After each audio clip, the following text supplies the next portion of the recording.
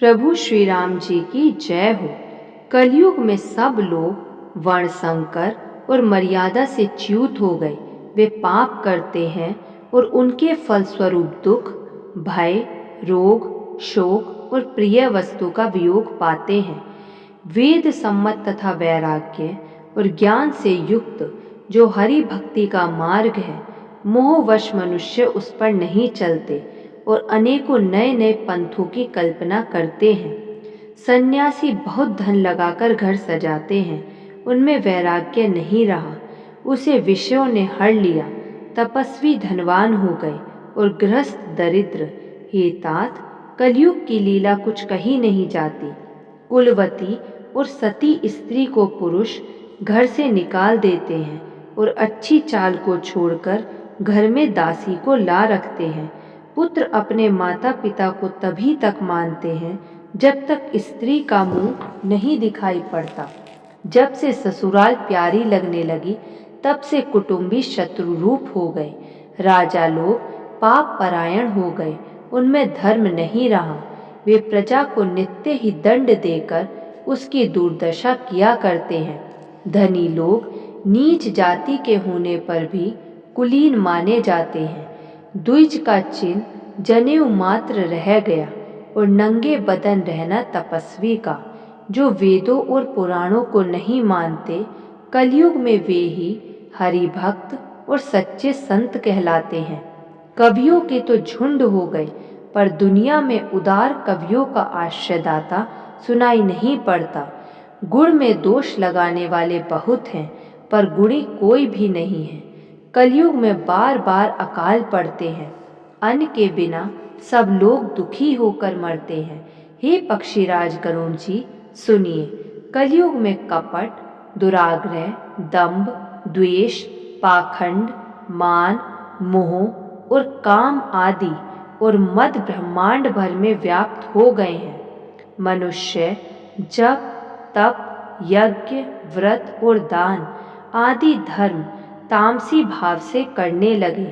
देवता पृथ्वी पर जल नहीं बरसाते और बोया हुआ अन्न उगता नहीं। स्त्रियों के बाल ही भूषण हैं, उनके शरीर पर कोई आभूषण नहीं रह गया और उनको भूख बहुत लगती है, अर्थात वे सदा आतृप्त ही रहती हैं। वे धनहीन और बहुत प्रकार की ममता होने के कारण दुखी रहती हैं। वे मूर्ख सुख चाहती हैं, पर धर्म में उनका प्रेम नहीं है। बुद्धि थोड़ी है और कठोर है, उनमें कोमलता नहीं है।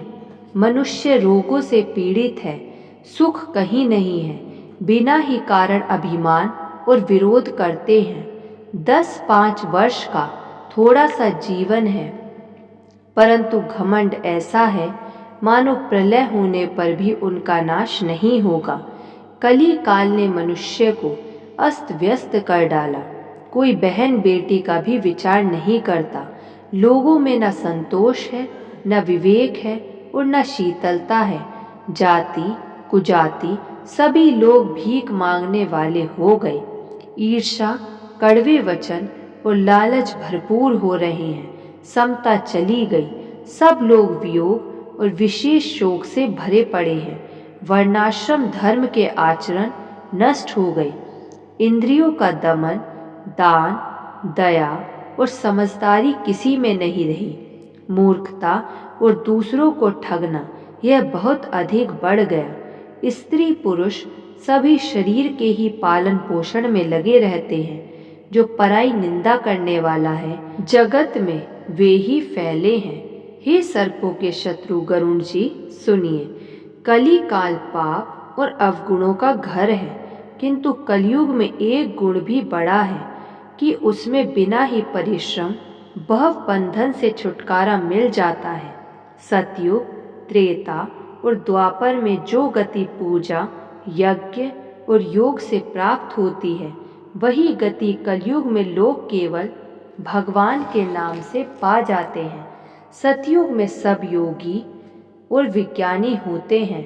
हरि का ध्यान करके सब प्राणी भव सागर से तर जाते हैं। त्रेता में मनुष्य अनेक प्रकार के यज्ञ करते हैं।